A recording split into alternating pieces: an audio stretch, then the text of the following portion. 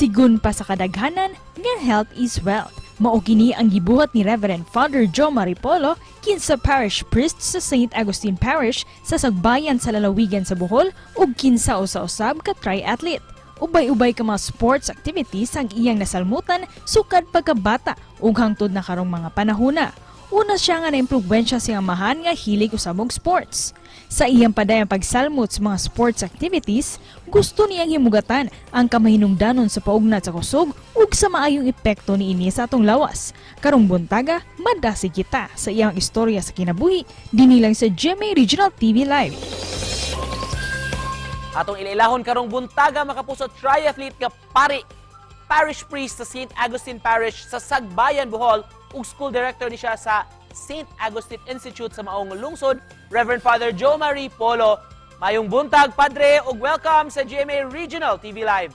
Mayong buntag, TV Live sa GMA. Daghang salamat for joining us this morning, Father Jojo. Kumusta man, Padre, ang inyong parokya ug kumusta sab ang imong kinabuhi isip sa kapare? Adi ama ko karon sa Sagbayan, Bohol. So kani nga area nani sa bukid nga portion dol gyud sa Chocolate Hills. So di ako din here for 1 year na kapin, 4 years actually ang amo ang assignment before me transfer na po sa lain nga parish. Okay ra kay dinhi kay mga tao dinhi bisan daw diara sa bukid but very very supportive sa mga kalihukan sa parokya.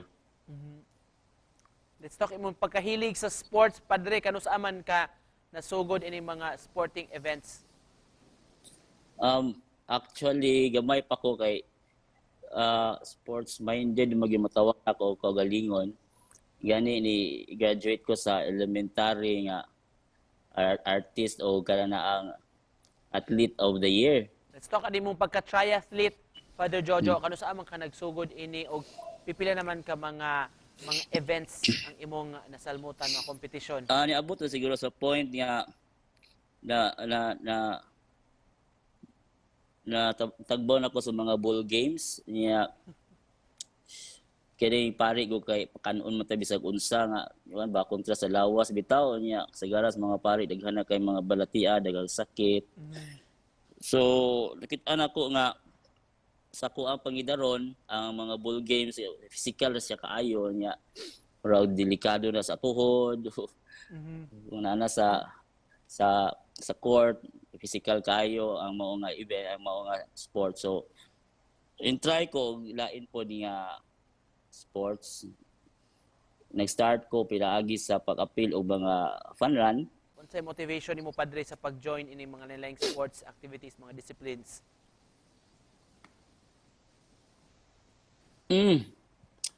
Of course ang health gyud kay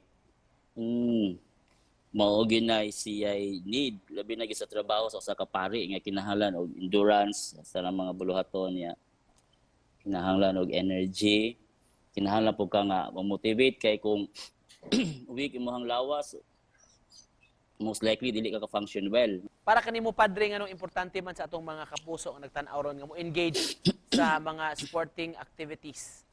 Very important jud siya ang sports kay matod pa nila, health is wealth. Mo na ilang kang naisulti.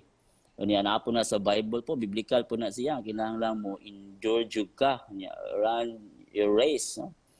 Antod sa finish line. Importante jud kayo ang sports kay ang physical nga well-being nato mao man po ni siya ang maghatag nato og igo nga energy para padayon ta. And just to close this conversation this morning, Padre, sa mensahe nimo sa atong mga viewers?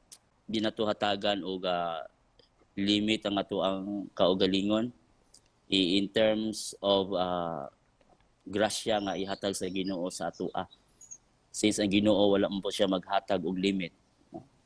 Kaya sa pagbubo sa tanang grasya dinhi kanato. Thank you so much for joining us this morning.